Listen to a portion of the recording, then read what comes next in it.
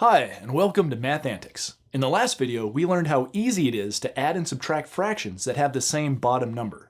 We call those like fractions. But often you'll be asked to add or subtract fractions that have different bottom numbers, or unlike fractions. And we learned that the only way we can do that is to change our fractions so that they do have the same bottom number. Alright then, how do we do that? How can we change two unlike fractions into two like fractions?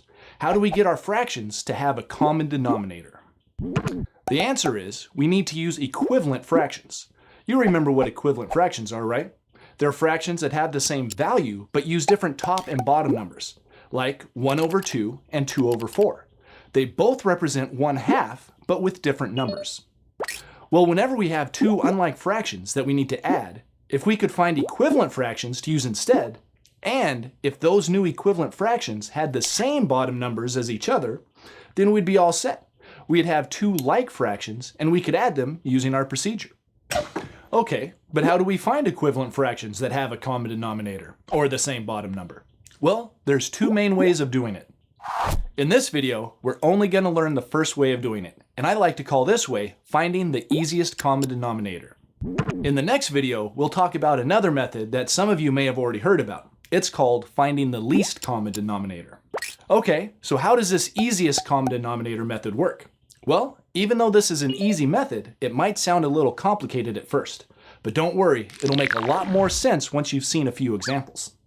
In this method, the common denominator is always going to be the product of the bottom numbers. In other words, it will be the number you'd get if you multiplied the bottom numbers together. Basically, all we're going to do is take the two different bottom numbers and make two different whole fractions using them.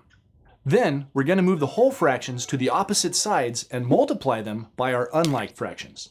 Doing this will give us two new equivalent fractions that will have the same bottom number. Then, we can add or subtract them easily. Okay, let's try a couple examples so we can see this method in action. Let's add the fractions 2 over 5 and 1 over 3. These are not like fractions because they have different bottom numbers, so we're going to change them. And the common denominator we will use is the product of the bottom numbers. 5 times 3 equals 15. We change them by multiplying each fraction by a whole fraction. The first whole fraction is going to be 3 over 3, because 3 is the second fraction's denominator. And the second whole fraction is going to be 5 over 5, because 5 is the first fraction's denominator. Next, we multiply starting with our first fraction. On the top, 3 times 2 equals 6. And on the bottom, 3 times 5 equals 15. So our first fraction has become 6 over 15. Now for the second fraction. On the top, 1 times 5 equals 5. And on the bottom, 3 times 5 equals 15. So our second fraction has become 5 over 15. Now we just add them using our procedure for adding like fractions. We add the top numbers, 6 plus 5 equals 11, and then we keep the same bottom number, which is 15. So that means the answer to 2 over 5 plus 1 over 3 is 11 over 15.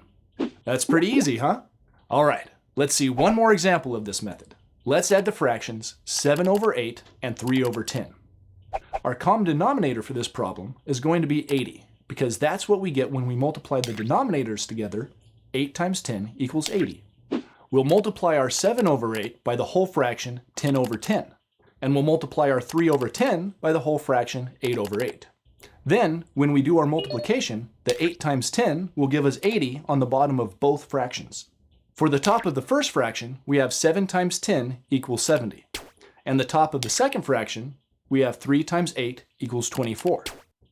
Now that we have like fractions, we can just add the top numbers. 70 plus 24 equals 94.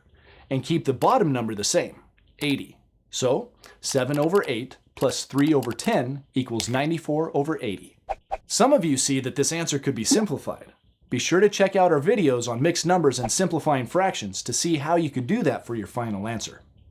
All right, that's the first way you can find the common denominator and change your unlike fractions into like fractions so you can add or subtract them easily. Remember, practice is really important in math. So be sure to do the exercises for this section so you really get the hang of it. After that, check out the next video and I'll show you how to use a different method to find what we call the least common denominator. Thanks for watching, and I'll see you next time. Learn more at mathantics.com.